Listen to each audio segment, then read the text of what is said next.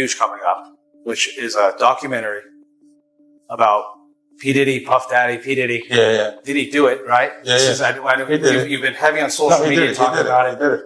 And I'm the only one who's been vocal about this long before it actually. Oh, you've been saying this for a long time now. And then no one was, they're just, why is he saying this? And now it's coming out. They're crazy. But I also didn't participate. I also didn't go to those parties. Yeah. So a lot of the celebrity culture that you don't understand anything is because they participated. Sean Diddy Combs has faced controversy before.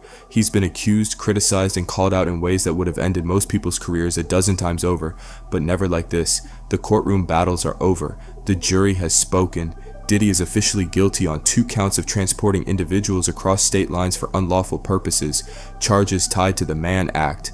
And while he was cleared of the more explosive organized crime allegations, the damage is done. Right now he's sitting in the Metropolitan Detention Center in Brooklyn, denied bail yet again, despite offering an eye-watering $50 million to walk free until sentencing. Judge Aaron Subramanian wasn't moved, stating bluntly that the evidence of coercion and mistreatment was simply too strong to ignore. And as the clock ticks toward October 3rd, 2025, sentencing day, prosecutors are making it clear they want more than the 4 to 5 years many expected.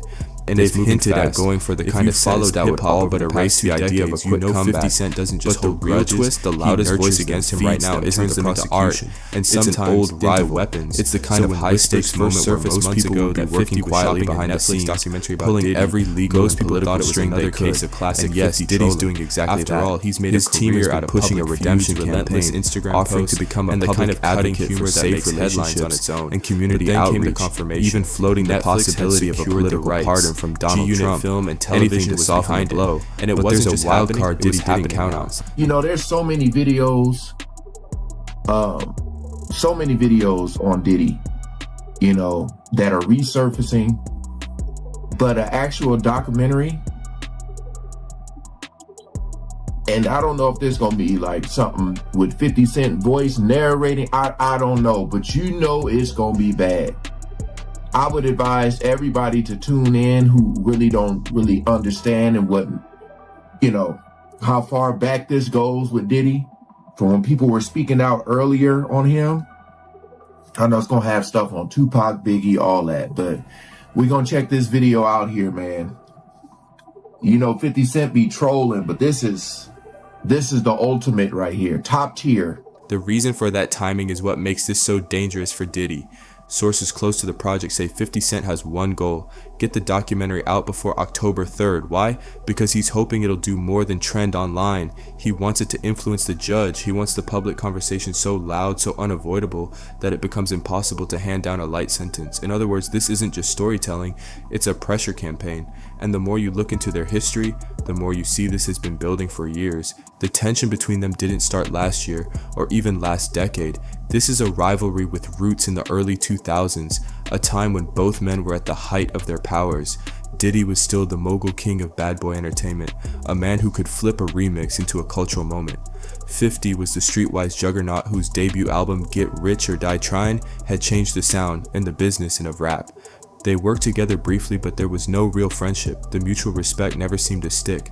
Over time, 50 began taking shots, some playful, some pointed, at Diddy's business deals, his public persona, and even his personal life. Diddy rarely fired back with the same venom, but the dislike was mutual. When bad press hit Diddy over the years, 50 was often the first and loudest voice amplifying it. There's the whole, where 50 Cent tells the story about how Diddy offered to take him shopping. Right.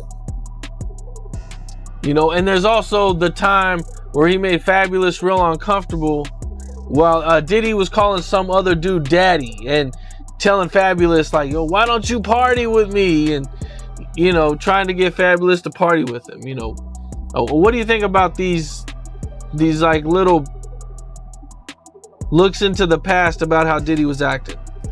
I see a lot of, I would call epics, these little commercials, these little cartoon things, South Park, that popped up with the devil talking about, I don't want to do it if Diddy did it. Did you ever see that on South Park?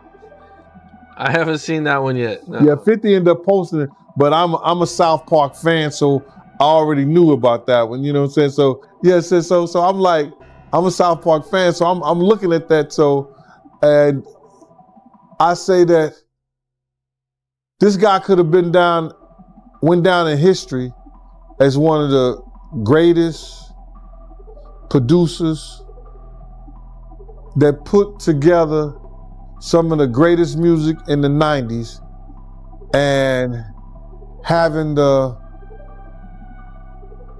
arguably one of the top greatest rappers in hip hop in his camp. For the people to make him the laughing stock of hip hop, the laughing stock of Facebook, Instagram, YouTube, is one of the greatest tragedies of our time. This documentary is not a sudden attack, it's the final act in a feud 2 decades in the making. One of the most whispered about elements of Diddy's public image has been his parties, big names, big money, and a reputation for excess. For years, other artists have hinted that those gatherings weren't just champagne and music. Some spoke about uncomfortable moments, others about the presence of cameras, and still more about the feeling that certain rooms were off limits for a reason. When Homeland Security raided Diddy's Miami mansion earlier this year, one of the biggest shockwaves wasn't the arrest, it was the reported discovery of hundreds of recording devices, allegedly placed around the property. They fueled endless speculation about who and what might be on those tapes, and if even half of what's rumored ends up in 50's documentary, it could be career-ending. For 50 Cent, this is gold. His documentary, insiders say, will include never-before-seen interviews and accounts from people who claim to have been at those events. Whether those stories make it into court is another matter, but they could make it into the public's mind, and that's the point. The court of public opinion moves faster than any judge's gavel, and 50 knows it. If the documentary drops after sentencing, it'll still make noise, but if it lands before, that's when it becomes a potential influence. Judges aren't supposed to be swayed by public opinion, but they are human, and in a high-profile case like this, the cultural atmosphere can't be ignored entirely. Prosecutors have already hinted they'll bring up the pattern of behavior they say Diddy's guilty of, even beyond the convictions. If the documentary lays out that pattern in vivid emotional detail, it could dovetail with the prosecution's arguments. That's why 50 Cent is reportedly pushing his production team to work at an almost impossible pace. Every day he waits is one more day for Diddy's side to spin the story first. Of course, Diddy isn't just sitting in his cell waiting. His PR team has been quietly reaching out to media outlets, setting up interviews with friends and former collaborators willing to vouch for him. There's talk of an official tell-all project from Diddy's side, one that reframes the trial, the evidence, and even his past controversies in a more forgiving light. But the problem? Public trust is at an all-time low, and once an audience decides they don't believe you, no amount of spin can bring them back. This isn't just about two men with a long history of animosity. If 50 Cent succeeds, it could set a precedent for how celebrity documentaries are used. We could be watching the moment the diss track is replaced by the expose doc. Long-form storytelling designed to not just entertain, but to actively change the outcome of real-world situations. Other artists and industry insiders could be watching this closely, both nervous and intrigued. If it works here, it could work anywhere. As of now, the documentary has no official title, but sources claim Netflix is prepared to fast-track it the moment 50 delivers a final cut. Marketing materials are already being drafted. The plan, according to those close to the project, is to release teasers that escalate in intensity, each one revealing a little more than the last, leading right into sentencing week. And Diddy, he's in a race of his own, a race to salvage whatever influence he has left before the judge decides his fate. Days after a damning surveillance video showed Diddy abusing his ex, a documentary is closer to becoming a reality. Now let's bring in TMC's Michael Babcock. Good morning to you, Michael.